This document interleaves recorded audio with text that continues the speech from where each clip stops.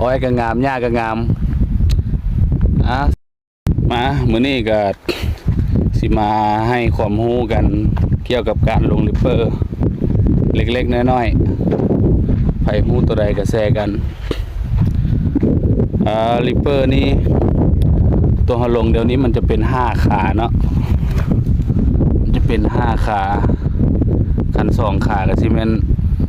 สิบ่ได้ใส่เหล็กดอกลงเนาะคัน2ขาก็สิได้ใส่ลีนเลียเอารู้จักว่ามันสิบ่เป็นสาระแล้วได้นี่มันจะมีอยู่ลง2เทื่อเนาะเทื่อบิดนี่ก็สิลงประมาณ35-40เซนเนาะเทื่อที่2เขาก็สิลง50เซนเพียงขีดแดงนี่มันมีข้อดีว่าเฮาลงริปเปอร์นี่เด้ตัวนี้เฮาลงแล้วเบิดละมันช่วยให้ดินเก็บความซุ่มได้ปลูกอ้อยก็งามลำใหญ่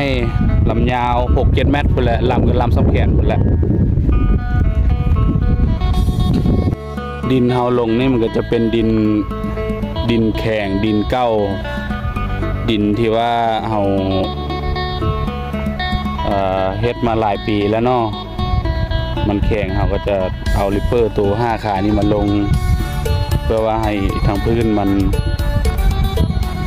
มีความชื้นขึ้นมาสินะเวลาเฮาปลูกอ้อยคุณประโยชน์ของมันก็เก็บความชื้นให้หากอ้อยนี่มันดูดเอาความชื้นอยู่พื้นหั่นให้มันได้กินแล้วก็เวลาฝนตกมาก็มันก็เก็บน้ำได้ดีเพื่อว่าให้มาเลี้ยงอ้อยเนาะคันว่าเฮาบ่ลงริปเปอร์นี่ก็มันก็ได้บ่ก็ได้อยู่ตั้งแต่ว่ามันลำบ่ใหญ่บ่งามแล้วยกตัวอย่างคือนี่แล้วนี่ลำเม็ดปลายเม็ด1เม็ดปลายคันเฮาลงริปเปอร์ผ่านปลูกอ้อยมันก็งาม